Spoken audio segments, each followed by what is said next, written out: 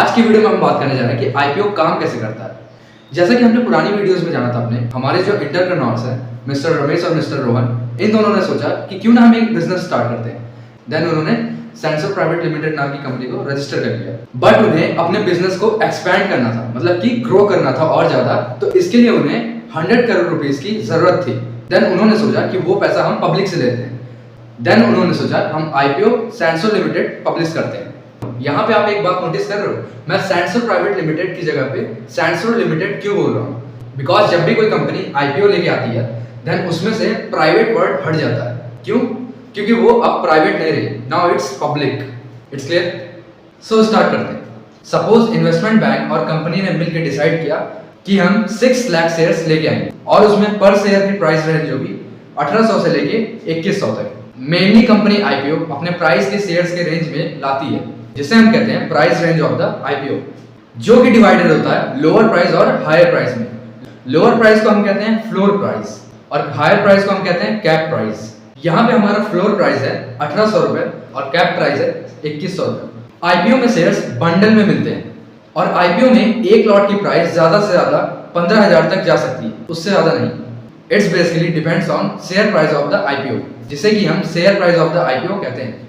अब यहाँ पे सेंसर लिमिटेड की प्राइस रेंज है 1800 से लेके 2100 रुपए तक। सो अब हमें देखना है इस प्राइस रेंज में हमारे पास कितने शेयर्स आ सकते हैं। सो इसके लिए हमें एक फॉर्मूला लगाना होगा, 15,000 divided by price range of the shares. मतलब कि अगर हम 15,000 को डिवाइड कर देंगे 1800 से लेके 2100 तक, तो जो हमारे नंबर ऑफ शेयर्स है वो निकल के आ जाएंगे। जैसा कि आप देख रहे हो, इस प्राइस रेंज में हमें 8 शेयर्स मिलेंगे और अगर हमारी कंपनी के शेयर्स की प्राइस 2900 से लेके 3000 तक होती तो हमें सिर्फ 5 शेयर्स मिलते। अब सपोज अगर किसी को भी सेंसर लिमिटेड कंपनी के आईपीओ में अप्लाई करना है तो उसका टाइम सिर्फ 3 दिन का है।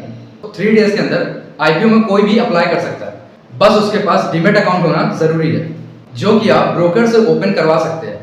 आईपीओ के लिए हम अपने ब्रोकर के प्लेटफॉर्म से ऑनलाइन अप्लाई कर सकते हैं, एक या फिर उससे ज्यादा के लिए भी अप्लाई कर सकते हैं। और अप्लाई करते वक्त जितने भी शेयर्स के अमाउंट के लिए हम अप्लाई कर रहे हैं उतना अमाउंट हमारे बैंक अकाउंट में ब्लॉक हो जाता है। और that's why it's not necessary कि आपको अप्लाई करने के बाद शेयर्स मिल ही जाए, बिकॉज कंपनी आईपीओ में फिक्स नंबर ऑफ शेयर्स ही लेके आती है। बट अक्सर लोग ज्यादा शेयर्स के लिए अप्लाई कर देते हैं। जैसे हमारी सेंसर लिमिटेड कंपनी सिर्फ 6 लाख शेयर्स लेके आ रही है, तो पब्लिक क्या करेगी, उसमें 50 लाख शेयर्स के लिए अप्लाई कर देगी। और शेयर्स किसको अलॉट होंगे ये डिसाइड करती है हमारी computer. It's also depends on our luck. If our shares are allotted, then our block amount transfer on company bank account and company के शेयर्स कुछ दिन में हमारे डीमैट अकाउंट में आ जाते हैं। और अगर हमारे शेयर्स अलॉट नहीं होते तो कुछ ही दिन में हमारा शेयर्स का अमाउंट हमें वापस मिल जाता है। बेसिकली आईपीओ में शेयर्स अलॉट होने के बाद उसकी बाय और सेलिंग स्टॉक मार्केट में स्टार्ट हो जाती है, स्टॉक मार्केट में ही शुरू हो जाती है। देन कोई भी उसे बाय और सेल कर सकता है।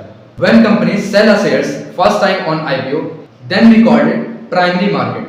और आईपीओ आने के बाद पब्लिक अगर शेयर्स को आपस में सेल करती है तो उसे हम सेकेंडरी मार्केट कहते हैं। और जब भी कोई कंपनी आईपीओ में आ जाती है तो उन्हें हम सिर्फ इन्हीं नाम से बुलाते हैं। आइए जानते हैं। पहले नंबर पे है listed company in stock market, second है हमारा पब्लिकली लिस्टेड कंपनी, थर्ड है हमारा public company and the fourth one is listed company. Generally IPO लाने के 2 मेथड्स होते हैं, पहला फिक्स प्राइस मेथड और दूसरा बुक बिल्डिंग मेथड, जिसके बारे में हम आने वाली नेक्स्ट वीडियोस में बात करेंगे।